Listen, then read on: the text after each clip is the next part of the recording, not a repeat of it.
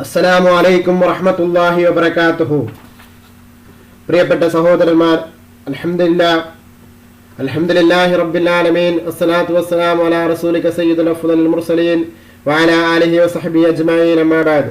പ്രിയപ്പെട്ട സഹോദരന്മാരെ, നമ്മുടെ ഹദീസ് പഠന ക്ലാസ് ഇന്ന് 4-ാം ദിവസത്തിലേക്ക് പ്രവേശിച്ചിരിക്കുകയാണ്. അള്ളാഹുവിന്റെ അനുഗ്രഹത്താൽ നമ്മൾ 3 ദിവസമായി പറഞ്ഞുകൊണ്ടിരുന്ന ഹദീസ് പഠന ക്ലാസ് ഇന്ന് 4-ാം ദിവസത്തിലേക്ക് പ്രവേശിക്കുന്നു. മഹാനായ ഇമാം നവവി റളിയല്ലാഹു അൻഹു രചിച്ച റിയാദുസ് സ്വാലിഹീനിലെ ഹദീസുകളാണ് നമ്മൾ പറഞ്ഞുകൊണ്ടിരുന്നത്. പ്രവാചകൻ സല്ലല്ലാഹു അലൈഹി വസല്ലമയുടെ ഹദീസുകള്, തിരുവചനങ്ങള് ധാരാളമാണ്. ലക്ഷക്കണക്കിന് ഹദീസുകളുണ്ട്. പക്ഷേ റിയാദുസ് സ്വാലിഹീൻ എന്ന കിതാബിലൊക്കെ ഏകദേശം 1800 ചില്ലാനം ഹദീസുകൾ മാത്രമാണ് രേഖപ്പെടുത്തിയിട്ടുള്ളത്. ആ ഹദീസുകൾ വെറും തുച്ഛമായ ഹദീസുകളാണ്.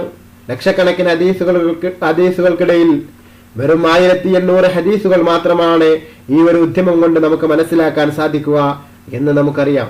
എങ്കിലും നമ്മൾ അതെങ്കിലും മനസ്സിലാക്കാനുള്ള സന്മനസ് കാണിക്കണം, അതിനെക്കുറിച്ച് പഠിക്കാനുള്ള സന്മനസ് കാണിക്കണം. 1000 ഹദീസുകളിലേക്കുള്ള ഒരു തുടക്കമാകട്ടെ ഈ റിയാദുസ് സ്വാലിഹീനിലെ ഹദീസ് പഠനമെന്ന് ഞാനും നിങ്ങളും ഓർത്തുകൊണ്ട്, ഞാനും നിങ്ങളും മനസ്സിലാക്കിക്കൊണ്ട് നമുക്ക് ഹദീസുകളിലേക്ക് പ്രവേശിക്കാം. നമ്മൾ ഇന്നലെ പറഞ്ഞത് ക്ഷമ എന്ന ബാബിലെ ഹദീസാണ്. ക്ഷമ എന്ന ബാബിലെ ഹദീസ് ഞാൻ ഇന്നലെ പറഞ്ഞപ്പോൾ നിങ്ങളോട് ഞാൻ പറഞ്ഞിരുന്നു, 30-ാമത്തെ ഹദീസ് വളരെ സുദീർഘമായ ഒരു ചരിത്രം പറയുന്ന ഹദീസാണ്. ആ ഹദീസ് ഇന്ന് പറയാമെന്ന് ഞാൻ ഇന്നലെ നിങ്ങളോട് പറഞ്ഞിരുന്നു. ഇൻഷാ അല്ലാഹ് നമുക്ക് ഹദീസ്, സുദീർഘമായ ഹദീസ് പറയാനും അതുപോലെ തന്നെ മറ്റു ഹദീസുകളൊക്കെ പറയാനും നിങ്ങൾക്കൊക്കെ കേൾക്കാനും അത് ഉൾക്കൊള്ളാനുമുള്ള തൗഫീക്ക് അല്ലാഹു സുബ്ഹാനഹു വ തആല നമുക്ക് എല്ലാവർക്കും പ്രദാനം ചെയ്യട്ടെ എന്ന് പ്രാർത്ഥിച്ചുകൊണ്ട് ഞാൻ ഹദീസിലേക്ക് പ്രവേശിക്കുകയാണ്. സുഹൈബ് റളിയല്ലാഹു അൻഹു നിവേദനം, റസൂൽ സല്ലല്ലാഹു അലൈഹി വസല്ലം പറഞ്ഞു, നിങ്ങളുടെ മുൻഗാമികളിൽ ഒരു രാജാവിന് ഒരു മാന്ത്രികൻ ഉണ്ടായിരുന്നു. വൃദ്ധനായപ്പോൾ അയാൾ രാജാവിനോട് പറഞ്ഞു, പ്രഭോ, എനിക്ക് വയസ്സായി, മാന്ത്രിക വിദ്യ പഠിപ്പിക്കാൻ കൈമാറാൻ വേണ്ടി ഒരു കുട്ടിയെ എനിക്ക് വിട്ടു തന്നാലും ഞാൻ അവനെ മാന്ത്രിക വിദ്യ പഠിപ്പിക്കാം. അതനുസരിച്ച് രാജാവ് ഒരു കുട്ടിയെ മാന്ത്രിക വിദ്യ പഠിപ്പിക്കാൻ അയാളുടെ അടുത്തേക്ക് അയച്ചു. കുട്ടി പഠിക്കാൻ പോകുന്ന വഴിയിൽ ഒരു പുരോഹിതന്റെ ആശ്രമമുണ്ടായിരുന്നു. അവൻ വഴിമധ്യേ അദ്ദേഹത്തിന്റെ അടുത്തിരുന്ന് ഉപദേശം കേൾക്കാൻ തുടങ്ങി. അതവനെ ഏറെ വശീകരിച്ചു. അവിടെ ഇരുന്ന് ഉപദേശം കേൾക്കുന്നത് കാരണം അവൻ എല്ലാ ദിവസവും മാന്ത്രികന്റെ അടുത്തെത്താൻ വൈകിയിരുന്നു. നേരം വൈകിയതിന് മാന്ത്രികൻ കുട്ടിയെ അടിക്കും. കുട്ടി പുരോഹിതനോട് പരാതിപ്പെട്ടു. പുരോഹിതൻ കുട്ടിയോട് പറഞ്ഞു, മാന്ത്രികനെ ഭയക്കുന്നുവെങ്കിൽ വീട്ടിലെ പ്രതിബന്ധം കാരണമാണ് വൈകിയതെന്ന് പറയുക. വീട്ടുകാരെയാണ് നീ ഭയക്കുന്നതെങ്കിൽ മാന്ത്രികന്റെ അടുത്തുള്ള പ്രതിബന്ധം കാരണമാണ് വൈകിയതെന്ന് പറയുക. ഈ അവസ്ഥ തുടരവേ ഒരു ദിവസം അവൻ ഒരു ഭീകര ജന്തുവിന്റെ മുമ്പിൽ ചെന്നുപെട്ടു. അത് ആളുകളുടെ യാത്രകൾ തടസ്സപ്പെടുത്തിയിരുന്നു. അവൻ ആത്മഗതം ചെയ്തു, മാന്ത്രികനാണോ പുരോഹിതനാണോ ശ്രേഷ്ഠനെന്ന് ഞാൻ ഇന്ന് പരീക്ഷിച്ചറിയും. അവൻ ഒരു കല്ലെടുത്ത് ഇങ്ങനെ പറഞ്ഞു, ഒരു ചെറിയ കല്ലെടുത്ത് ഇങ്ങനെ പറഞ്ഞു, അല്ലാഹുവേ, മാന്ത്രികന്റെ കാര്യത്തേക്കാൾ പുരോഹിതന്റെ കാര്യമാണ് നിനക്ക് പ്രിയമെങ്കിൽ ഈ മൃഗത്തെ നീ കൊല്ലുക. ജനങ്ങൾ സുഖമായിട്ട് വഴി നടക്കട്ടെ. ആ കല്ല് മൃഗത്തിന് നേരെ എറിഞ്ഞു. ഇവിടെ ശ്രദ്ധിക്കേണ്ട ഒരു കാര്യമുണ്ട് കേട്ടോ സഹോദരങ്ങളെ. ആ കുട്ടി പറയുകയാണ്, അല്ലാഹുവേ, എന്റെ രക്ഷിതാവേ, മാന്ത്രികന്റെ കാര്യത്തേക്കാൾ, അതായത് മന്ത്രവിദ്യ പഠിപ്പിക്കുന്ന ആളുകളുടെ കാര്യത്തേക്കാൾ പുരോഹിതന്റെ കാര്യമാണ് നിനക്ക് പ്രിയമെങ്കിൽ, അഥവാ പണ്ഡിതനായിരിക്കുന്ന ആ വ്യക്തിയെയാണ് നിനക്ക് പ്രിയമെങ്കിൽ ഈ മൃഗത്തെ നീ കൊല്ലുക. ഈ മൃഗത്തെ കൊല്ലാൻ വേണ്ടി അള്ളാഹുവിനോട് അപേക്ഷിക്കുകയാണ്. ജനങ്ങൾ സുഗമമായി വഴി നടക്കട്ടെ. ആ കുട്ടി പറഞ്ഞു. ആ കല്ല് മൃഗത്തിന് നേരെ എറിഞ്ഞു. ആ ജീവി തൽക്ഷണം ചത്തു. ജനങ്ങൾ അതുവഴി നടന്നു പോവുകയും ചെയ്തു. കുട്ടി ഉടനെ പുരോഹിതന്റെ അടുത്ത് ചെന്ന് ഈ വിവരം അറിയിച്ചു. അപ്പോൾ പുരോഹിതൻ പറഞ്ഞു, മോനെ, നീ ഇന്ന് എന്നേക്കാൾ ശ്രേഷ്ഠനായിരിക്കുന്നു. ഈ കാണുന്നതെല്ലാം നിന്റെ കാര്യത്തിൽ സാധ്യമായിരിക്കുന്നു. നിശ്ചയം നീ പരീക്ഷിക്കപ്പെടും. അങ്ങനെ നീ പരീക്ഷിക്കപ്പെട്ടാൽ എന്നെ കുറിച്ച് ആരെയും അറിയിക്കരുത്. പിന്നീട് ഈ കുട്ടി അത്ഭുതങ്ങൾ കാണിക്കാൻ തുടങ്ങി. ജന്മനായുള്ള അന്ധതയും വെള്ളപ്പാണ്ടും സുഖപ്പെടുത്തുകയും മറ്റു രോഗങ്ങൾ ചികിത്സിച്ച് ഭേദമാക്കുകയും ചെയ്തു. രാജാവിന് അന്ധനായ ഒരു മന്ത്രി ഉണ്ടായിരുന്നു. അദ്ദേഹം ഈ വിവരം കേട്ടു. അയാൾ ധാരാളം സമ്മാനങ്ങളുമായി കുട്ടിയെ സമീപിച്ചുകൊണ്ട് പറഞ്ഞു, എന്റെ അന്ധത സുഖപ്പെടുത്തിയാൽ ഇതെല്ലാം നിനക്കുള്ളതാണ്. ഇത് കേട്ട് കുട്ടി പറഞ്ഞു, ഞാൻ ആരെയും സുഖപ്പെടുത്തുന്നില്ല. നിങ്ങൾ അള്ളാഹുവിൽ വിശ്വസിച്ചാൽ ഞാൻ അള്ളാഹുവിനോട് പ്രാർത്ഥിക്കാം, അപ്പോൾ അവൻ നിങ്ങളുടെ രോഗം സുഖപ്പെടുത്തും. മന്ത്രി ഉടൻ അള്ളാഹുവിൽ വിശ്വസിച്ചു. കുട്ടി അയാൾക്ക് വേണ്ടി പ്രാർത്ഥിച്ചു. അയാളുടെ അന്ധത അള്ളാഹു സുഖപ്പെടുത്തുകയും ചെയ്തു. മന്ത്രി പതിവ് പോലെ രാജസന്നിധിയിലെത്തി.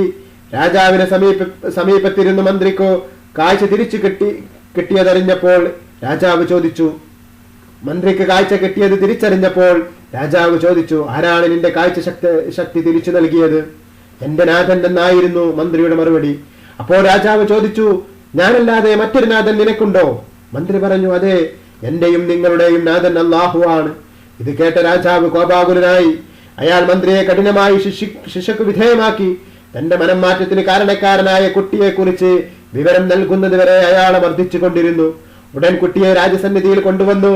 രാജാവ് അവനോട് ചോദിച്ചു, മോനെ, ജന്മനായുള്ള അന്ധതയും വെള്ളപ്പാണ്ടും മറ്റു രോഗങ്ങളും സുഖപ്പെടുത്താനും മറ്റു പലത് പ്രവർത്തിക്കാനും പ്രയോജനപ്പെടും വിധം മറ്റു പലതിനും വേണ്ടി പ്രയോജനപ്പെടും വിധം നിന്റെ ജാലവിദ്യാ പഠനം പുരോഗമിച്ചിരിക്കുന്നല്ലോ. അപ്പോൾ കുട്ടി പറഞ്ഞു, ഞാൻ ആരെയും സുഖപ്പെടുത്തുന്നില്ല രാജാവേ, അല്ലാഹുവാണ് സുഖപ്പെടുത്തുന്നത്. പരമകാരുണ്യകനായ തമ്പുരാനാണ് സുഖപ്പെടുത്തുന്നത്. ഇത് കേട്ട് ശുഭിതനായ രാജാവ് കുട്ടിയെ ശിക്ഷിക്കാൻ തുടങ്ങി. പുരോഹിതനെ കുറിച്ച് വിവരം നൽകുന്നത് വരെ അവനെ മർദ്ദിച്ചു കൊണ്ടേയിരുന്നു. അങ്ങനെ ആ കുട്ടി പുരോഹിതനെ കുറിച്ച് പറഞ്ഞു. അപ്പോൾ പുരോഹിതനെ രാജസന്നിധിയിൽ ഹാജരാക്കി. അദ്ദേഹത്തോട് തന്റെ മതത്തിൽ നിന്ന് പിന്മാറാൻ രാജാവ് ആജ്ഞാപിച്ചു. വിസമ്മതിച്ചപ്പോൾ ഈർച്ചവാൾ കൊണ്ടുവന്ന് അദ്ദേഹത്തിന്റെ ശിരസിനു മുകളിൽ വെച്ചു. 2 പിളർപ്പായി വെയ്യും വരെ ഊർന്നു. പിന്നെ മന്ത്രിയെ കൊണ്ടുവന്നു. അയാളോടും തന്റെ മതത്തിൽ നിന്ന് പിന്മാറാൻ കൽപ്പിച്ചു. അതിനും അയാൾ സമ്മതമില്ലാതായപ്പോൾ അതിന് സമ്മതിക്കാതെ വന്നപ്പോൾ പുരോഹിതനെ ചെയ്തതുപോലെ ശിരസിന് മുകളിൽ ഈർച്ചവാൾ വെച്ചിട്ട് താഴേക്ക് അങ്ങനെ ഊർന്ന് 2 കഷ്ണമാക്കി മാറ്റി. അവസാനം കുട്ടിയെ രാജസന്നിധിയിൽ ഹാജരാക്കി. അവനോടും തന്റെ മതത്തിൽ നിന്ന് പിന്മാറാൻ കൽപ്പിച്ചു. അപ്പോൾ കുട്ടിയും വിസമ്മതിച്ചു. എനിക്ക് പറ്റില്ല എന്ന് പറഞ്ഞു. രാജാവ് അവനെ തന്റെ ചില കിങ്കരന്മാരെ ഏൽപ്പിച്ചിട്ട് പറഞ്ഞു, ഇവനെയും കൊണ്ട് നിങ്ങൾ ആ പർവ്വതത്തിന്റെ മുകളിൽ കയറുക. ഉച്ചയിലെത്തിയാൽ ഇവനോട് തന്റെ മതത്തിൽ നിന്ന് പിന്മാറാൻ ആവശ്യപ്പെടുക. പിന്മാറിയാൽ വെറുതെ വിട്ടേക്കുക, ഇല്ലെങ്കിൽ താഴേക്ക് വലിച്ചെറിയുക. അവർ കുട്ടിയെയും കൊണ്ട് പർവ്വതം കയറി. മുകളിലെത്തിയപ്പോൾ കുട്ടി പ്രാർത്ഥിച്ചു, അല്ലാഹുവേ, നീ ഉദ്ദേശിച്ച വിധം ഇവരിൽ നിന്ന് എന്നെ നീ സംരക്ഷിക്കണമേ. അപ്പോൾ പർവ്വതം ഒന്ന് കുലുങ്ങി. കൂടെയുള്ളവരെല്ലാം വീണു നശിക്കുകയും ചെയ്തു. കുട്ടി രാജസന്നിധിയിലേക്ക് സുരക്ഷിതനായി നടന്നു ചെന്നു. രാജാവ് ചോദിച്ചു, നിന്റെ കൂടെ പോകുന്നവരുടെ അവർക്കെന്ത് സംഭവിച്ചു? കുട്ടി പറഞ്ഞു, അല്ലാഹു എന്നെ അവരിൽ നിന്ന് രക്ഷിച്ചിരിക്കുന്നു. അപ്പോൾ രാജാവ് അവനെ മറ്റൊരു സംഘത്തെ ഏൽപ്പിച്ചുകൊണ്ട് പറഞ്ഞു, നിങ്ങൾ ഇവനെ ഒരു തോണിയിൽ കയറ്റി സമുദ്രത്തിലേക്ക് തുഴയുക.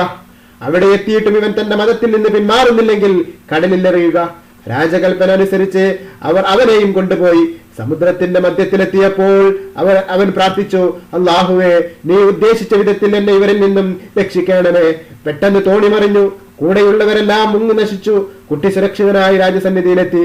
രാജാവ് ചോദിച്ചു, നിന്റെ സഹയാത്രികർക്ക് എന്തു പറ്റി? അല്ലാഹു എന്നെ അവരിൽ നിന്നും രക്ഷിച്ചു.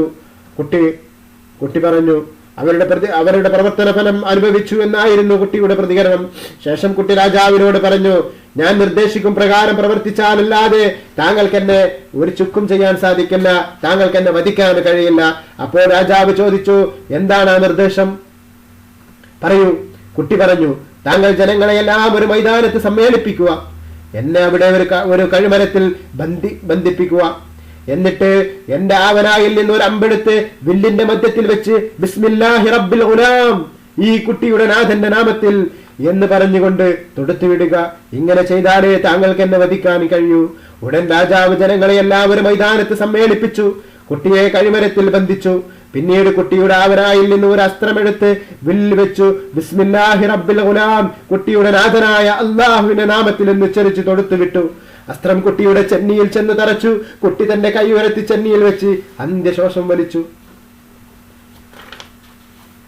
അപ്പോൾ ഈ സംഭവത്തിന് ഇതൊക്കെ സാക്ഷികളായ ജനങ്ങൾ ഒന്നടങ്കം വിളിച്ചു പറഞ്ഞു, ഞങ്ങൾ ഈ കുട്ടിയുടെ നാഥനിൽ വിശ്വസിക്കുന്നു,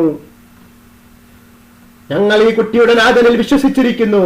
ഉടനെ ഒരാൾ സന്നിധിയിൽ ചെന്ന് പറഞ്ഞു, അങ്ങറിഞ്ഞില്ലേ രാജാവേ, അങ്ങറിഞ്ഞില്ലേ, എന്താണ് അങ്ങ് ഭയന്നിരുന്നത്? അത് തന്നെ സംഭവിച്ചിരിക്കുന്നു. ജനങ്ങളെല്ലാവരും വിശ്വസിച്ചിരിക്കുന്നു. ആ കുട്ടിയുടെ നാഥന്റെ നാമത്തിൽ, അള്ളാഹുവിൽ ജനങ്ങളെല്ലാം വിശ്വസിച്ചിരിക്കുന്നു എന്ന് പറഞ്ഞപ്പോൾ ക്രുദ്ധനായ രാജാവ്, കോപാകുലനായ രാജാവ് വിശ്വസിച്ചവരെ ശിക്ഷിക്കാൻ വയ്യോരങ്ങളിൽ കിടങ്ങ് കുഴിക്കാൻ കൽപ്പിച്ചു. നിർദ്ദേശാനുസരണം കിടങ്ങുകൾ കുഴിക്കപ്പെട്ടു. അവയിൽ തീ കൊളുത്തി പുതിയ മതത്തിൽ നിന്ന് പിന്മാറാൻ തയ്യാറില്ലാത്തവരെ മുഴുവൻ കിടങ്ങുകളിലേക്ക് പിടിച്ചിടുക എന്ന് രാജാവ് കിങ്കരന്മാരോട് കൽപ്പിച്ചു. അവർ അപ്രകാരം ചെയ്യാൻ തുടങ്ങി. ഒരു സ്ത്രീ ഒരു കുഞ്ഞുമായി അതുവഴി വന്നു. അവൾ തീയിൽ ചാടാൻ അല്പം വൈമനസ്യം കാണിച്ചു.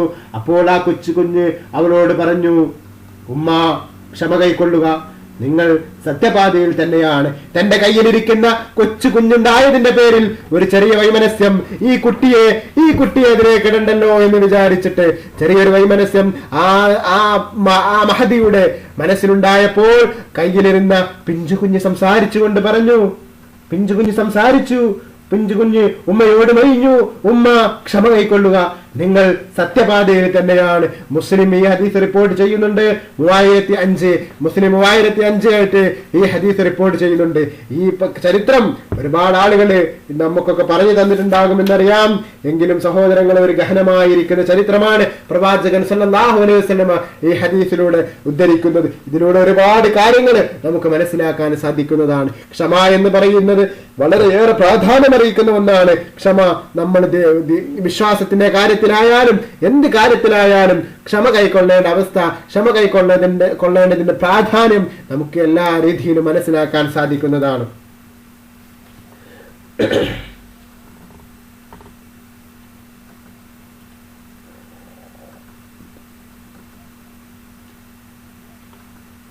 നമ്മളെ ഇന്നലെ പിന്നെ ഹദീസുകൾ ബാക്കി വെച്ചത്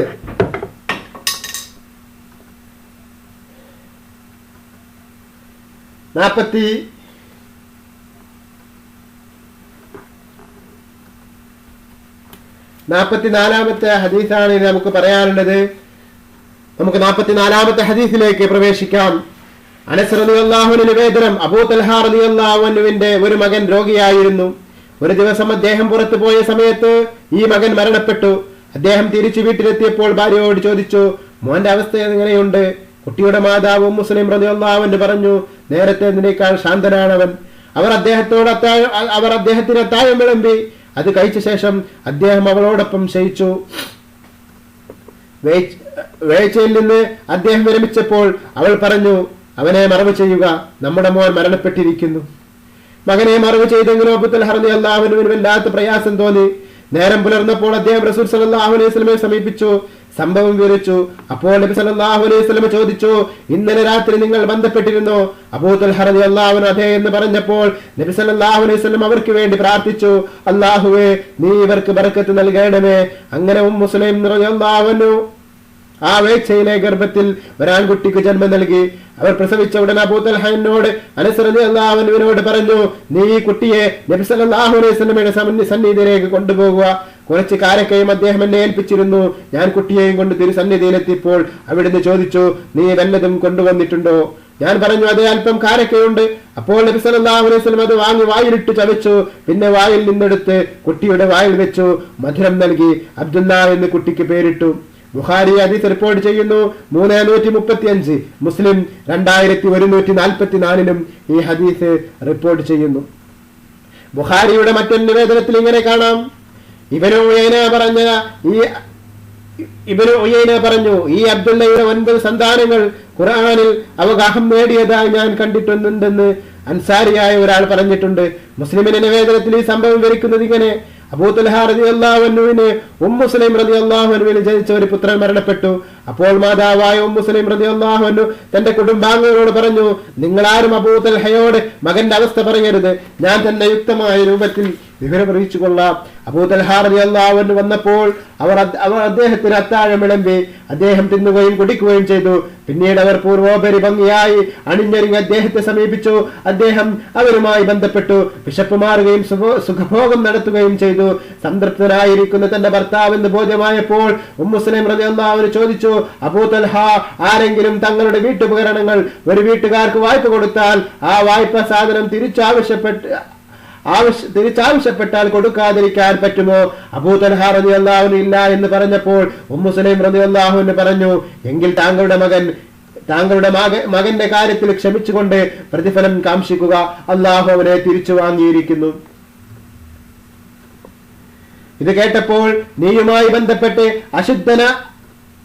അശുദ്ധനാകുന്നത് വരെ ഇക്കാര്യം മറച്ചുവെച്ച് ഇപ്പോഴാണല്ലോ നീ പറയുന്നത് എന്ന് പറഞ്ഞ് ദേഷ്യപ്പെട്ടുകൊണ്ട് അബൂ തൽഹ റളിയല്ലാഹു അൻഹു അവിടെ നിന്ന് ഇറങ്ങിപ്പോയി നബി സല്ലല്ലാഹു അലൈഹി വസല്ലമയുടെ സന്നിധിയിലെത്തി വിവരം പറഞ്ഞു. അപ്പോൾ നബി സല്ലല്ലാഹു അലൈഹി വസല്ലമ ഇന്നലത്തെ രാത്രിയിൽ അല്ലാഹു നിങ്ങൾക്ക് ബർക്കത്ത് ചെയ്യട്ടെ എന്ന് പ്രാർത്ഥിച്ചു. ആ രാത്രിയിലെ ബന്ധത്തിൽ ഉമ്മു സുലൈം ഗർഭിണിയായിരുന്നു. അനസ് റളിയല്ലാഹു അൻഹു തുടർന്നു, ഇതിനുശേഷം ഒരു യാത്രയിൽ നബി സല്ലല്ലാഹു അലൈഹി വസല്ലമയുടെ സഹയാത്രികരിൽ ഉമ്മു സുലൈം റളിയല്ലാഹു അൻഹു ഉണ്ടായിരുന്നു. യാത്ര കഴിഞ്ഞ് രാത്രി സമയം മദീനയിലെത്തിയാൽ അപ്പോൾ തന്നെ നബി സല്ലല്ലാഹു അലൈഹി വസല്ലമ വീട്ടിലേക്ക് പോകാറില്ലായിരുന്നു. യാത്രാസംഘം മദീനയുടെ അടുത്തെത്തിയപ്പോൾ ഉമ്മു സുലൈമിന് പ്രസവവേദന ആരംഭിച്ചു. അബൂ തൽഹ റളിയല്ലാഹു അൻഹുവിനെ അവരുടെ അടുത്ത് നിർത്തി നബി സല്ലല്ലാഹു അലൈഹി വസല്ലമ യാത്ര തുടർന്നു. അപ്പോൾ അബൂ തൽഹ റളിയല്ലാഹു അൻഹു, എന്റെ നാഥ, നബി സല്ലല്ലാഹു അലൈഹി വസല്ലമ തങ്ങൾക്കൊപ്പം യാത്ര പോകലും അവിടുന്ന് തിരിച്ചു മദീനയിൽ പ്രവേശിക്കുമ്പോൾ ഒപ്പം പ്രവേശിക്കലും എനിക്ക് ഏറെ താല്പര്യമുള്ള കാര്യമാണെന്ന് നിനക്കറിയുമല്ലോ. എന്നാൽ ഇപ്പോൾ നീ കാണും വിധം ഇതാ ഞാൻ പ്രതിസന്ധിയിലായിരിക്കുന്നു എന്ന് പറഞ്ഞുകൊണ്ടിരുന്നു. ഭർത്താവിന്റെ ഈ പ്രയാസം മനസ്സിലാക്കിയ ഉമ്മു സുലൈം റളിയല്ലാഹു അൻഹു പറഞ്ഞു, അബൂ തൽഹ, നേരത്തെ ഉണ്ടായിരുന്നത്ര പ്രയാസം ഇപ്പോൾ എനിക്കില്ല, അതുകൊണ്ട് നമുക്ക് പോകാം. അങ്ങനെ ഞങ്ങൾ നടന്നു നീങ്ങി മദീനയിൽ പ്രവേശിച്ചു കഴിഞ്ഞപ്പോൾ അവർക്ക് വീണ്ടും പ്രസവ വേദന തുടങ്ങി. ഒരാൺകുട്ടിക്ക് ജന്മം നൽകുകയും ചെയ്തു. ഉടനെ എന്റെ മാതാവ് അനസ് റളിയല്ലാഹു അൻഹുവിന് മുലകുടി ബന്ധത്തിലൂടെയുള്ള മാതാവാണ് ഉമ്മു സുലൈം റളിയല്ലാഹു അൻഹു. ഉമ്മു സുലൈം റളിയല്ലാഹു അൻഹു പറഞ്ഞു, അനസ്, കുട്ടിയെ റസൂൽ സല്ലല്ലാഹു അലൈഹി വസല്ലം എടുത്തുകൊണ്ട് പോകുന്നത് വരെ ആരും അവനെ മുലയൂട്ടരുത്. നേരം പുലർന്നപ്പോൾ ഞാൻ കുട്ടിയെ എടുത്ത് നബി സല്ലല്ലാഹു അലൈഹി വസല്ലമയുടെ സന്നിധിയിലേക്ക് പുറപ്പെട്ടു. തുടർന്ന് മുൻ ഹദീസിൽ ഉദ്ധരിച്ച പ്രകാരം അനസ് റളിയല്ലാഹു അൻഹു വിവരിച്ചത് ഇതാണ്. സഹോദരങ്ങളെ, ചിന്തിക്കേണ്ടിയിരിക്കുന്നു. നമ്മുടെ വീട്ടിൽ ഒരു മരണം നടന്നാൽ അത് സ്വന്തം കുഞ്ഞു മരിച്ചിട്ടും ഉമ്മു സുലൈം റളിയല്ലാഹു അൻഹ വളരെ ക്ഷമയോടുകൂടെ തന്റെ ഭർത്താവിനെ സ്വീകരിക്കുകയും തന്റെ ഭർത്താവിനെ വഴിപ്പെടുകയും ചെയ്ത ശേഷം ആ വിവരം ഭർത്താവിനെ അറിയിച്ചു. എത്ര ക്ഷമയോടുകൂടെ അവൾ അത് ചെയ്തു. അതിന് അല്ലാഹു അവൾക്ക് ധാരാളം പ്രതിഫലം നൽകപ്പെട്ടു എന്ന് പറയുന്നു. അതിന് തന്നെ നല്ലൊരു ബർക്കത്തുള്ള കുട്ടിയെ അള്ളാഹുവിന്റെ റസൂലിന്റെ പ്രാർത്ഥനയാൽ അവർക്ക് ലഭിച്ചു. ചിന്തിക്കണം, നമ്മുടെ പ്രിയപ്പെട്ടവരെ നമുക്ക് നഷ്ടപ്പെടുമ്പോൾ നമുക്കുണ്ടാകുന്ന വേദന, ആ വേദനയിലെ ക്ഷമ കൈക്കൊള്ളുന്നവർക്ക് വിജയമുണ്ട് തീർച്ചയായിട്ടും. അബൂ ഹുറൈറ റളിയല്ലാഹു അൻഹു നിവേദനം, റസൂൽ സല്ലല്ലാഹു അലൈഹി വസല്ലം പറഞ്ഞു, ഗുസ്തി വിദഗ്ധനല്ല യഥാർത്ഥ ശക്തൻ. കോപം വരുമ്പോൾ ശരീരത്തെ നിയന്ത്രിക്കാൻ കഴിയുന്നവരാണ് ശക്തൻ. ഏറ്റവും വലിയ ശക്തൻ ബോക്സിംഗ് കാരണമല്ല, ഏറ്റവും വലിയ ശക്തൻ കരാട്ടെ പഠിച്ചവനല്ല, ഏറ്റവും വലിയ ശക്തൻ മറ്റുള്ളവരെ ഇടിച്ചു തെറിപ്പിക്കുന്നവനല്ല. ഏറ്റവും വലിയ ശക്തൻ ആരാണെന്നറിയുമോ? കോപം വരുമ്പോൾ, ദേഷ്യം വരുമ്പോൾ ദേഷ്യം കടിച്ചമർത്താൻ, നിയന്ത്രിക്കാൻ കഴിയുന്നവനാണ് ഏറ്റവും വലിയ ശക്തനെന്ന് ആരംഭ നബിയുന ഖാല റസൂലുള്ളാഹി സ്വല്ലല്ലാഹു അലൈഹി വസല്ലം. ബുഖാരി ഈ ഹദീസ് റിപ്പോർട്ട് ചെയ്യുന്നു 10431, മുസ്ലിം 2609 ഈ ഹദീസ് റിപ്പോർട്ട് ചെയ്യുന്നുണ്ട്. സുലൈമാൻ റളിയല്ലാഹു അൻഹു നിവേദനം, ഞാൻ നബി സല്ലല്ലാഹു അലൈഹി വസല്ലമയുടെ കൂടെ ഇരിക്കുകയായിരുന്നു. അപ്പോൾ 2 പേർ ശണ്ട കൂടുന്നത് കണ്ടു. അവരിൽ ഒരാളുടെ മുഖം വിവർണമാവുകയും നാഡികൾ വീർക്കുകയും ചെയ്തിരിക്കുന്നു. അപ്പോൾ നബി സല്ലല്ലാഹു അലൈഹി വസല്ലം പറഞ്ഞു, എനിക്ക് ചില വചനങ്ങൾ അറിയാം. അത് അവൻ പറയുകയാണെങ്കിൽ അവന്റെ കോപം ശമിക്കുന്നതാണ്. ശപിക്കപ്പെട്ട പിശാചിനെ തൊട്ട് ഞാൻ അല്ലാഹുവിനോട് കാവൽ തേടുന്നു എന്ന് പറഞ്ഞാൽ അവന്റെ കോപം നീങ്ങുന്നതാണ്. അപ്പോൾ അവൻ ഇത് കേട്ട സ്വഹാബികൾ ദേഷ്യം പിടിച്ച വ്യക്തിയെ സമീപിച്ചു. ശപിക്കപ്പെട്ട പിശാചിൽ നിന്ന് അല്ലാഹുവിനോട് കാവൽ തേടാൻ എന്നോട് നബി സല്ലല്ലാഹു അലൈഹി വസല്ലം പറഞ്ഞിട്ടുണ്ട് എന്ന് പറഞ്ഞു. ബുഖാരി ഹദീസ് റിപ്പോർട്ട് ചെയ്യുന്നു 6242, മുസ്ലിം 2610 ഈ ഹദീസ് റിപ്പോർട്ട് ചെയ്യുന്നു. അഊദു ബില്ലാഹി മിനശ് ശൈത്വാനിർ റജീം ذهب أنه ما يجد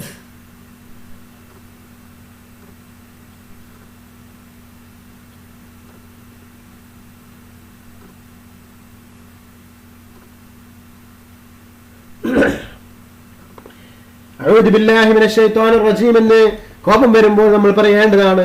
ശപിക്കപ്പെട്ട പിശാചിൽ നിന്ന് അള്ളാഹുവിനോട് കാവൽ തേടുന്നു എന്ന് പറയുക. അങ്ങനെ നമ്മുടെ കോപം ശമിക്കുന്നതാണ്. അതിനുവേണ്ടി എല്ലാവരും ശ്രമിക്കുക. കോപമില്ലാത്ത ഒരു ജീവിതം ഉണ്ടാകട്ടെ എന്ന് നമുക്ക് ആശംസിക്കാം. 47-ാമത്തെ ഹദീസിൽ പറയുന്നു, മുആദ് റളിയല്ലാഹു അൻഹു നിവേദനം, നബി സല്ലല്ലാഹു അലൈഹി വസല്ലം പറഞ്ഞു, പ്രതികാരത്തിന് കഴിവുണ്ടായിരിക്കെ ആരെങ്കിലും കോപം അടക്കിയാൽ തനിക്കിഷ്ടപ്പെട്ട സ്വർഗീയ സുന്ദരികളെ തിരഞ്ഞെടുക്കാൻ വേണ്ടി പരലോകത്ത് ജനമധ്യത്തിലേക്ക് അള്ളാഹു അവനെ വിളിക്കുന്നതാണ്. അബൂ ദാവൂദ് 4777, തുർമുദി 2022 ഈ ഹദീസ് റിപ്പോർട്ട് ചെയ്യപ്പെട്ടതാണ്. അബൂ ഹുറൈറ റളിയല്ലാഹു അൻഹു നിവേദനം, ഒരാൾ നബി സല്ലല്ലാഹു അലൈഹി വസല്ലമയോട് അങ്ങ് എന്നെ ഉപദേശിക്കണമെന്ന് ആവശ്യപ്പെട്ടു. നബി സല്ലല്ലാഹു അലൈഹി വസല്ലം അയാളോട് പറഞ്ഞു, നീ കോപിക്കരുത്, ലാ തഗ്ളബ്, നീ കോപിക്കരുത് എന്ന് ഉപദേശിച്ചു. അദ്ദേഹം തന്റെ ആവശ്യം ആവർത്തിച്ചപ്പോഴും നീ കോപിക്കരുത് എന്ന് തന്നെയായിരുന്നു നബി സല്ലല്ലാഹു അലൈഹി വസല്ലമയുടെ ഉപദേശം. ബുഖാരി 10431 ഹദീസ് റിപ്പോർട്ട് ചെയ്യുന്നു. അബൂ ഹുറൈറ റളിയല്ലാഹു അൻഹു നിവേദനം, നബി സല്ലല്ലാഹു അലൈഹി വസല്ലം പറഞ്ഞു, സത്യവിശ്വാസിക്കും വിശ്വാസിനിക്കും തങ്ങളുടെ ശരീരത്തിലും സന്താനത്തിലും സമ്പത്തിലും പരീക്ഷണങ്ങളും ഉണ്ടായിക്കൊണ്ടിരിക്കും. അത് കാരണം പാപങ്ങളൊന്നുമില്ലാത്തവരെയാണ് അവർ പാപങ്ങളൊന്നുമില്ലാത്തവരായാണ് അവർ അള്ളാഹുവിനെ ദർശിക്കുക. പരീക്ഷണങ്ങൾ ശമിക്കുമ്പോൾ പാപം പൊറുക്കപ്പെടുന്നു. തുർമുദി 2401 ഈ ഹദീസ് പറയുന്നു. ഇബ്നു അബ്ബാസ് റളിയല്ലാഹു അൻഹു നിവേദനം, ഉയൈനത്ത് ബിൻ ഹിസ്ൻ റളിയല്ലാഹു അൻഹു തന്റെ സഹോദരപുത്രൻ ഹുർറ റളിയല്ലാഹു അൻഹുവിന്റെ അടുത്ത് ചെന്ന് താമസമാക്കി. ഹുർറ ഉമർ റളിയല്ലാഹു അൻഹുവിന്റെ പാർശ്വവർത്തികളിൽ ഒരാളായിരുന്നു. ഉമർ റളിയല്ലാഹു അൻഹുവിന്റെ ആലോചനാ സമിതിയിലേക്കും സദസ്സിലേക്കും അംഗങ്ങൾ പണ്ഡിതന്മാരായിരുന്നു.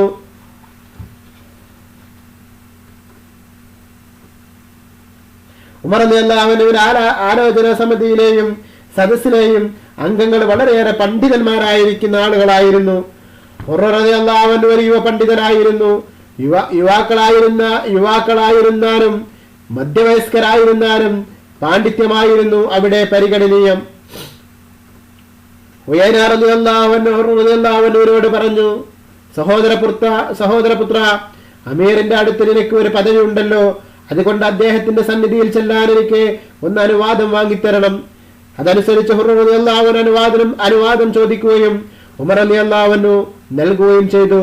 ഉയൈന റളിയല്ലാഹു അൻഹു ഉമർ റളിയല്ലാഹു അൻഹുവിനെ സമീപിച്ചു പറഞ്ഞു, ഖത്താബിന്റെ മകനെ, അല്ലാഹുവാണ്, നിങ്ങൾ ഞങ്ങൾക്ക് അധികമൊന്നും തരുന്നില്ല, ഞങ്ങൾക്കിടയിൽ നീതിപൂർവം തീർപ്പ് കൽപ്പിക്കുന്നുമില്ല. ഇത് കേട്ട് ഉമർ റളിയല്ലാഹു അൻഹു അയാളെ എന്തെങ്കിലും ചെയ്തു പോകും വിധം ശുഭിതനായി. അപ്പോൾ ഉമർ റളിയല്ലാഹു അൻഹു അദ്ദേഹത്തോട് പറഞ്ഞു, അമീറുൽ മുഅ്മിനീൻ, അല്ലാഹു തന്റെ പ്രവാചകരോട് ഇങ്ങനെ പറഞ്ഞിരിക്കുന്നു, നിങ്ങൾ സഹിഷ്ണുത കൈക്കൊള്ളുക, നല്ലത് കൽപ്പിക്കുക, പാമരന്മാരിൽ നിന്ന് പിന്മാറുകയും ചെയ്യുക. അൽ അഹ്റാഫ് 198. ഇയാൾ പാമരനാണ്, ക്ഷമിച്ചാലും അല്ലാഹുവാണ്. ഖുർആൻ ഓതി കൽപ്പിച്ചപ്പോൾ ഉമർ റളിയല്ലാഹു അൻഹു അത് മറികടക്കാൻ കഴിഞ്ഞില്ല. ഖുർആൻ മുറുകെ പിടിക്കുന്നവരായിരുന്നല്ലോ അദ്ദേഹം. ബുഖാരി 8:229. ഇബ്നു മസ്ഊദ് റളിയല്ലാഹു അൻഹു നിവേദനം, ഒരിക്കൽ റസൂൽ സല്ലല്ലാഹു അലൈഹി വസല്ലം പറഞ്ഞു, എനിക്ക് ശേഷം അനർഹൻ പരിഗണിക്കപ്പെടുന്ന അവസ്ഥയുണ്ടാകും. നിങ്ങൾ പരിചിതമല്ലാത്ത പല കാര്യങ്ങളും പ്രത്യക്ഷപ്പെടും. അപ്പോൾ സഹാബികൾ ചോദിച്ചു, റസൂലേ, അത്തരം സന്ദർഭങ്ങളിൽ ഞങ്ങൾ എന്ത് ചെയ്യണമെന്നാണ് അങ്ങ് നിർദ്ദേശിക്കുന്നത്? നബി സല്ലല്ലാഹു അലൈഹി വസല്ലം പറഞ്ഞു, നിങ്ങൾ ബാധ്യതകൾ നിർവഹിക്കുക, നിങ്ങൾക്ക് ലഭിക്കേണ്ടത് അള്ളാഹുവിനോട് ചോദിക്കുകയും ചെയ്യുക. കുറഞ്ഞ അവകാശ നിഷേധമൊക്കെ ഉണ്ടായാലും ക്ഷമയോടെ ഖിലാഫത്തിനെ അനുകൂലിക്കണം എന്നർത്ഥം. ബുഖാരി 13:4, മുസ്ലിം 1843. 52-ാമത്തെ ഹദീസ് ഉസൈദ് ഇബ്നു ഹുദൈർ റളിയല്ലാഹു അൻഹു നിവേദനം, അൻസാരികൾ ഒരാൾ നബി സല്ലല്ലാഹു അലൈഹി വസല്ലമയോട് ചോദിച്ചു, ഇന്ന വ്യക്തികൾ അങ്ങ് ഉദ്യോഗസ്ഥന്മാരാക്കിയതുപോലെ എന്നെയും ഒരു ഉദ്യോഗസ്ഥനാക്കുമോ? നബി സല്ലല്ലാഹു അലൈഹി വസല്ലം പറഞ്ഞു, എനിക്ക് ശേഷം അനർഹമായ പരിഗണനകൾ നിങ്ങൾക്ക് കാണാം. ഇപ്പോൾ ഞാൻ അങ്ങനെ ചെയ്യുന്നില്ല. ഹൗദുൽ കൗസറിന്റെ സമീപത്ത് എന്നെ കണ്ടുമുട്ടുന്നവരെ നിങ്ങൾ ക്ഷമിക്കുക. ബുഖാരി 789, മുസ്ലിം 1845 ഈ ഹദീസ് റിപ്പോർട്ട് ചെയ്യപ്പെട്ടിട്ടുണ്ട്. അബ്ദുല്ലാഹിബ്നു അബീ ഔഫ് റളിയല്ലാഹു അൻഹു നിവേദനം, ശത്രുക്കളുമായി മുഖാമുഖം നിന്ന ചില യുദ്ധ ദിവസങ്ങളിൽ യുദ്ധം ആരംഭിക്കാതെ സൂര്യൻ പടിഞ്ഞാറേക്ക് ചായുന്നത് വരെ നബി സല്ലല്ലാഹു അലൈഹി വസല്ലം കാത്തിരിക്കുമായിരുന്നു. ഉച്ച കഴിഞ്ഞാൽ അവിടുന്ന് പറയും, ജനങ്ങളെ, ശത്രുക്കളുമായി ഏറ്റുമുട്ടാൻ നിങ്ങൾ ആഗ്രഹിക്കരുത്, അള്ളാഹുവിനോട് നിങ്ങൾ സൗഖ്യം ചോദിക്കുക. ശത്രുക്കളെ നേരിടേണ്ടി വന്നാൽ ക്ഷമ കൈക്കൊള്ളുക. നിശ്ചയം വാളുകളുടെ നിഴലുകളിലാണ് സ്വർഗമെന്ന് നിങ്ങൾ അറിയുക. പിന്നീട് നബി സല്ലല്ലാഹു അലൈഹി വസല്ലം പ്രാർത്ഥിച്ചു, വേദം അവതരിപ്പിക്കുകയും മേഘത്തെ ചലിപ്പിക്കുകയും ശത്രുക്കളെ പരാജയപ്പെടുത്തുകയും ചെയ്യുന്ന അല്ലാഹുവേ, ശത്രുക്കളെ നീ പരാജയപ്പെടുത്തുകയും അവർക്കെതിരെ ഞങ്ങളെ നീ സഹായിക്കുകയും ചെയ്യണമേ. ബുഖാരി 609, മുസ്ലിം 1742. ഈ ഹദീസിലെ പ്രിയപ്പെട്ട സഹോദരങ്ങളെ, പ്രധാനപ്പെട്ട ഒരു കാര്യം പറയുന്നത് നിങ്ങൾ ശ്രദ്ധിച്ചിട്ടുണ്ടോ? ജനങ്ങളെ, ശത്രുക്കളുമായി ഏറ്റുമുട്ടാൻ നിങ്ങൾ ആഗ്രഹിക്കരുത്. യുദ്ധത്തിന് പോയിട്ട് യുദ്ധം തുടങ്ങുന്നതിന് മുമ്പ് ഇങ്ങനെ കാത്തിരിക്കുന്ന സമയം, ഇങ്ങോട്ട് ആക്രമിച്ചാൽ അങ്ങോട്ട് ആക്രമിക്കാം എന്നിങ്ങനെ കാത്തിരിക്കുന്ന സമയത്ത് അള്ളാഹുവിന്റെ റസൂൽ ജനങ്ങളോട് പറയുകയാണ്, ജനങ്ങളെ, ശത്രുക്കളുമായി ഏറ്റുമുട്ടാൻ നിങ്ങൾ ആഗ്രഹിക്കരുത് എന്ന്. അള്ളാഹുവിനോട് നിങ്ങൾ സൗഖ്യം ചോദിക്കുക, അള്ളാഹുവിനോട് സൗഖ്യം ചോദിക്കുക എന്ന് പറയുന്നു. ശത്രുക്കളെ നേരിടേണ്ടി വന്നാലോ ക്ഷമ കൈക്കൊള്ളുക. നിശ്ചയം വാളുകളുടെ നിഴലിലാണ് സ്വർഗം. ഇതാണ് സഹോദരങ്ങളെ ഇസ്ലാമിന്റെ യുദ്ധ നയം. ഒരിക്കലും ശത്രുക്കളോട് ഏറ്റുമുട്ടാനുള്ള ഒരു ആഗ്രഹം മനസ്സിലുണ്ടാകരുത് എന്നാണ് ഇസ്ലാമിന്റെ യുദ്ധ നിയമം. ഇതൊക്കെ പഠിക്കേണ്ടിയിരിക്കുന്നു സഹോദരങ്ങളെ. അങ്ങനെ ക്ഷമയുടെ ബാബ് ഇവിടെ അവസാനിച്ചിരിക്കുകയാണ്. അടുത്തത് സത്യസന്ധതയുടെ ബാബാണ്. ബാബു സദഖ്, 4ാമത്തെ ബാബ്. അള്ളാഹു പറഞ്ഞു, സത്യവിശ്വാസികളെ, നിങ്ങൾ അള്ളാഹുവിനെ സൂക്ഷിക്കുക, സത്യസന്ധരാവുകയും ചെയ്യുക. അത്തൗബ 119 ആയത്താണത്. അൽ-അഹ്സാബ് 35 ആയത്ത്. സത്യസന്ധരായ പുരുഷന്മാരും സത്യസന്ധരായ സ്ത്രീകളും.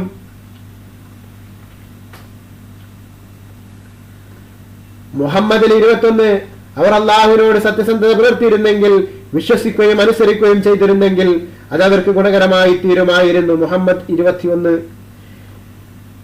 ഇനി ഹദീസിലേക്ക് കടക്കാം.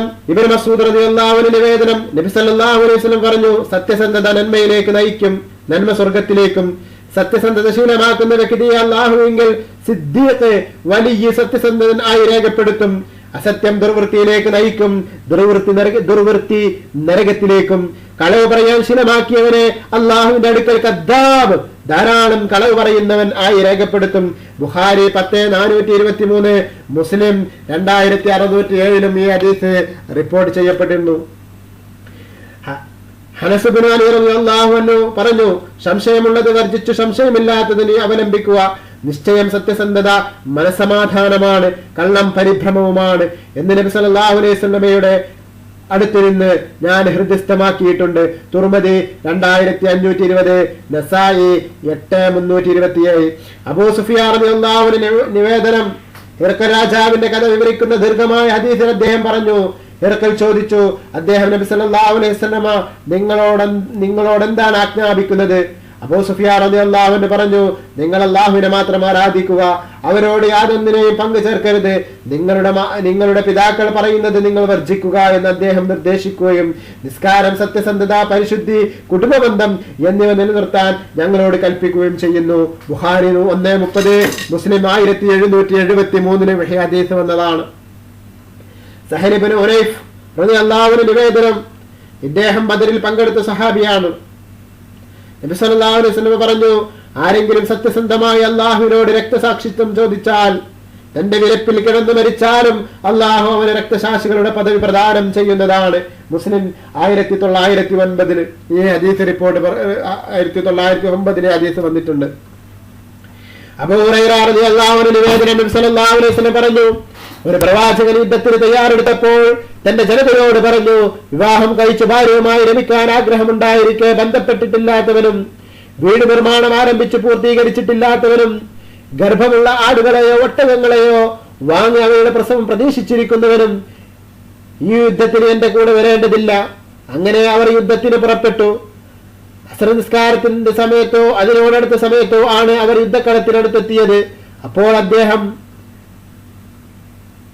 സൂര്യനോട് നീയും ഞാനും അള്ളാഹുവിന്റെ കൽപ്പനയ്ക്ക് വിധേയമാണ് എന്ന് പറഞ്ഞുകൊണ്ട് ഇങ്ങനെ പ്രാർത്ഥിച്ചു: അള്ളാഹുവേ, സൂര്യനെ ഞങ്ങൾക്ക് അനുകൂലമായി നീ തടഞ്ഞു നിർത്തേണമേ. തൽഫലമായി അവർ വിജയിക്കുന്നത് വരെ സൂര്യൻ നിശ്ചലമായി. പിന്നീട് ഗനീമത്ത് യുദ്ധാർജിത സമ്പത്ത് ശേഖരിച്ചു.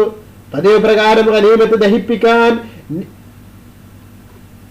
തീ വന്നു. പക്ഷേ തീ അത് ദഹിപ്പിച്ചില്ല. അപ്പോൾ പ്രവാചകൻ പറഞ്ഞു: നിങ്ങളിൽ ആരോ ഗനീമത്ത് അപഹരിച്ചിട്ടുണ്ട്. അതുകൊണ്ട് എല്ലാ ഗോത്രങ്ങളിൽ നിന്നും ഓരോരുത്തരും വന്ന് എന്റെ കൈ പിടിച്ച് പ്രതിജ്ഞ എടുക്കണം. അങ്ങനെ ചെയ്തപ്പോൾ അവരിൽ ഒരാളുടെ കൈ നബിയുടെ കയ്യിൽ ഒട്ടിപ്പിടിച്ചു. അയാളുടെ അദ്ദേഹം പറഞ്ഞു: നിങ്ങളാണ് അപഹർത്താക്കൾ ഉള്ളത്. അതുകൊണ്ട് നിങ്ങളുടെ ഗോത്രത്തിലുള്ള എല്ലാവരും എന്റെ കൈ പിടിച്ച് പ്രതിജ്ഞ എടുക്കണം. അവർ പ്രതിജ്ഞ എടുത്തപ്പോൾ 2-3 ആളുകളുടെ കൈകൾ നബിയുടെ കയ്യിൽ ഒട്ടിപ്പിടിച്ചു. അപ്പോൾ അദ്ദേഹം പറഞ്ഞു: നിങ്ങളാണ് അപഹർത്താക്കൾ. പിടിക്കപ്പെട്ടപ്പോൾ അവർ സ്വർണ്ണത്താലുള്ള ഒരു പശുവിൻ തല കൊണ്ടുവന്നു. നബി അത് ഗനീമത്തിന് കൂടെ വെച്ചപ്പോൾ തീ ഇറങ്ങി വന്ന് അത് ദഹിപ്പിച്ചു. നമുക്ക് മുമ്പുള്ള ഒരു സമുദായത്തിലും യുദ്ധമുതലുകൾ അനുവദനീയമായിരുന്നില്ല.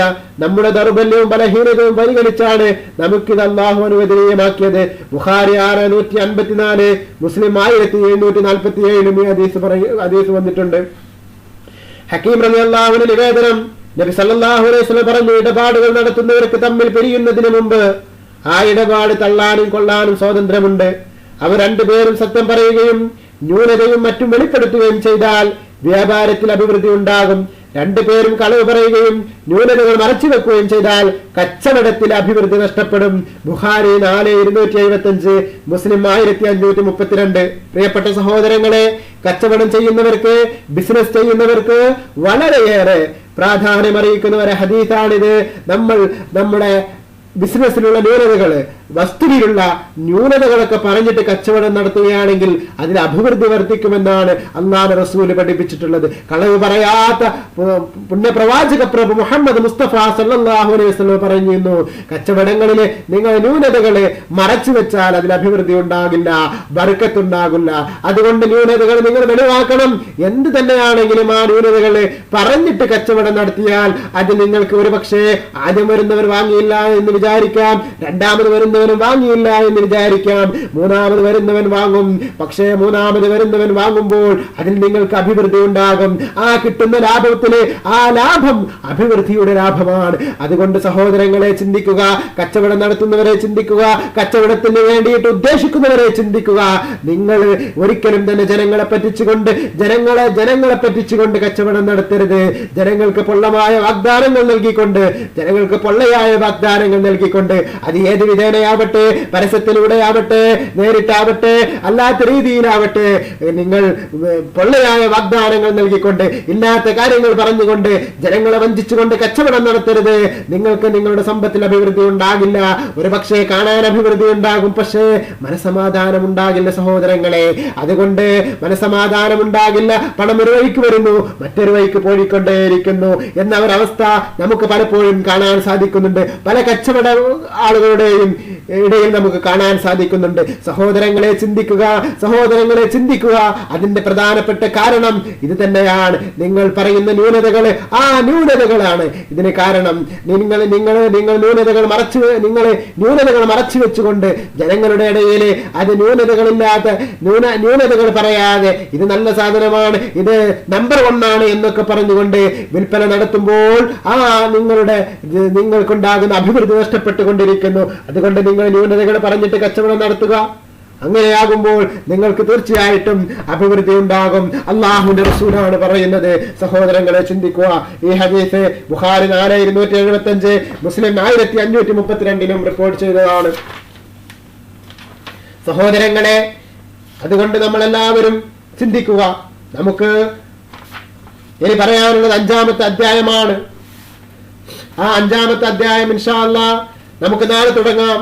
ഇന്ന് നമ്മുടെ സമയം ഏകദേശമായിട്ടുണ്ട്. സഹോദരങ്ങളെ, നമുക്ക് അല്ലാഹു സുബ്ഹാനഹു വ തആല ഹദീസുകൾ കൂടുതൽ മനസ്സിലാക്കാനും വിശുദ്ധ ഖുർആൻ അനുസരിച്ച് ജീവിക്കാനുമുള്ള തൗഫീഖ് അല്ലാഹു സുബ്ഹാനഹു വ തആല നമുക്ക് എല്ലാവർക്കും പ്രദാനം ചെയ്യട്ടെ.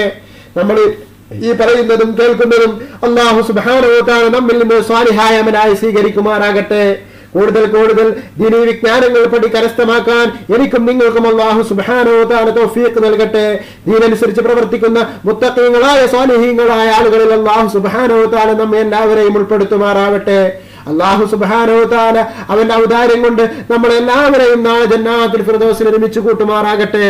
നമ്മൾ ഈ പറഞ്ഞതും കേട്ടതുമെല്ലാം അല്ലാഹു ഒരു സ്വാലിഹായ അമയാക്കി സ്വീകരിക്കുമാറാകട്ടെ എന്ന് വീണ്ടും പ്രാർത്ഥിച്ചുകൊണ്ട് എല്ലാവരോടും ദുആ വസിയത്തോടുകൂടെ ഞാൻ നിർത്തുന്നു. ഇൻഷാ അല്ലാഹ് നമുക്ക് നാളെ വീണ്ടും കാണാം, വീണ്ടും കേൾക്കാമെന്ന് പറഞ്ഞുകൊണ്ട് ഞാൻ നിർത്തുന്നു. അസ്സലാമു അലൈക്കും വറഹ്മത്തുള്ളാഹി വബറകാതുഹു.